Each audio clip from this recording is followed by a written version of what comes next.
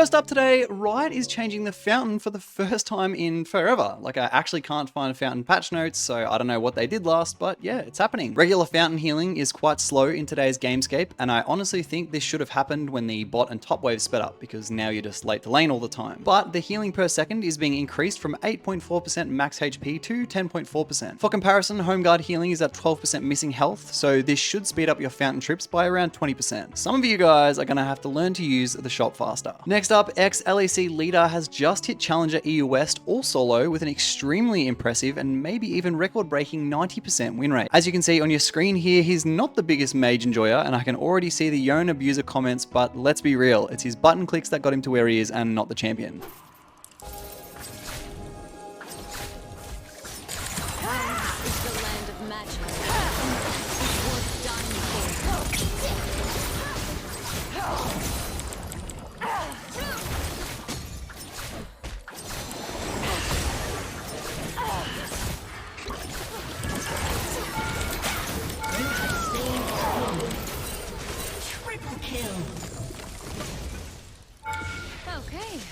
People will still call Yone abuse and then run it down on him in gold. Moving on, we have the top 100 best-selling skins from the Chinese server. This clip I'm about to show you is the top 10 from Big Bad Bear's channel, so make sure to check out the full thing through the link in the description.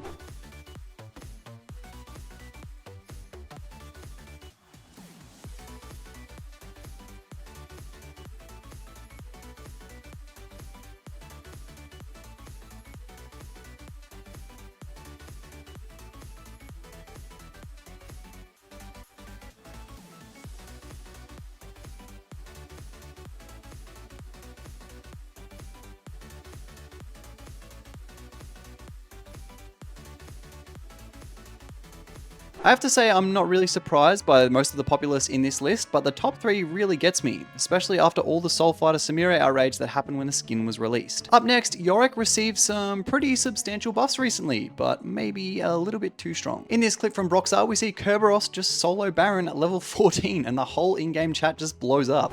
Hold it, no big surprise. Wait, what?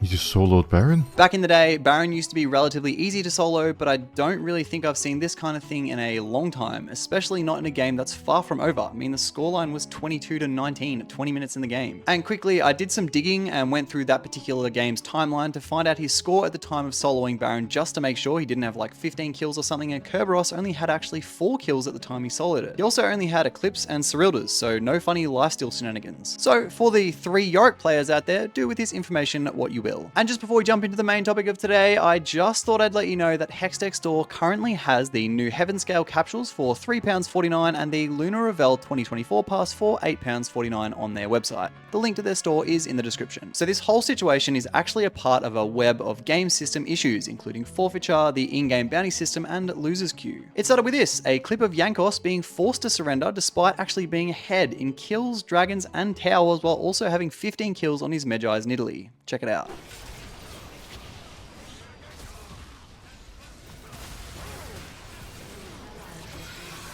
I do not like this fight.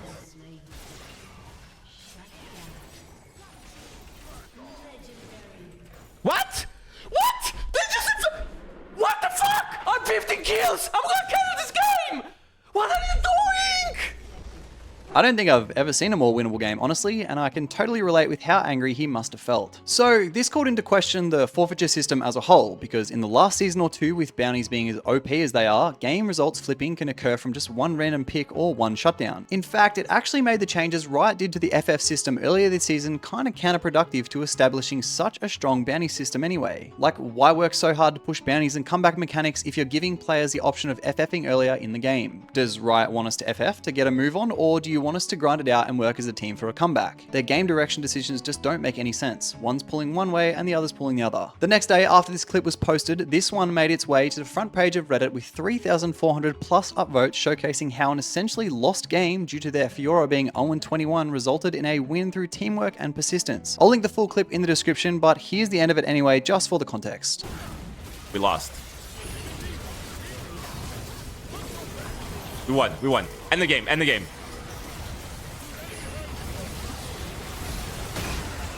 We lost the game. End the game. End the game. End the game. Oh, he's going for Penta.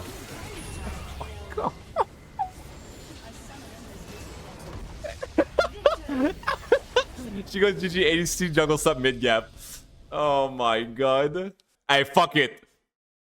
Stay cool, Fiora. It should also be worth noting that they're still like 20 kills down when they win the game. Then, after this, Riot Froxon League gameplay lead directly addressed losers queue with explanations for like the 5th time, also referencing the clip I just showed you about winning hard games through teamwork and never giving up. As a TLDR in this huge wall of text, he basically just says bad players aren't put on your team to force losses and that players should adopt a more self-reflective, consistent and persistent playstyle before blaming the game or teammates, as so many League players currently do. The bottom of the text also has an actually pretty good couple of dot points to round it out with his observations from coaching over the last 12 years. He says most players play too conservatively when ahead and undervalue pressuring the map with a lead, that playing for KDA is counterproductive to a win condition and also won't help you improve in the long run, which I mean I guess is why they made the bounty changes 2 patches ago to not punish you as hard for going for 1v9 plays if you're the only one ahead on your team. And lastly, he says reviewing your deaths after the game is finished and also playing towards your win condition while disrupting theirs is underutilized. This post had over 4,400 upvotes with most comments actually being in agreement, which is pretty rare for a writer. Then this happened. This clip from one of Nemesis's games also reached the #1 spot on the front page of Reddit, where he explains how broken the bounty system is with an example. Check it out.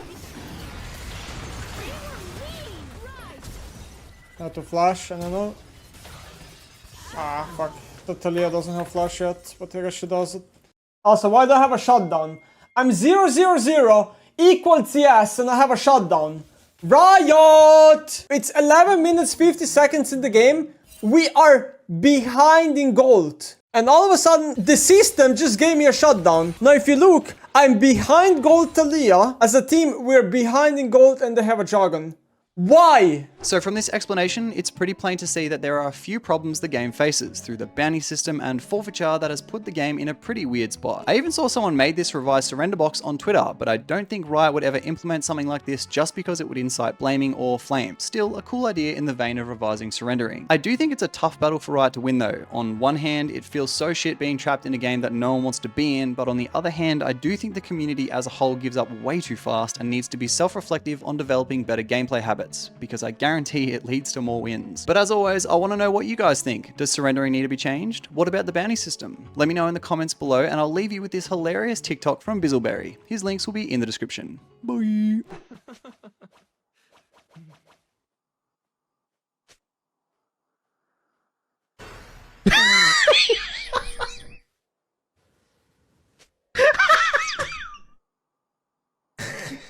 Oh, he pressed F, dude.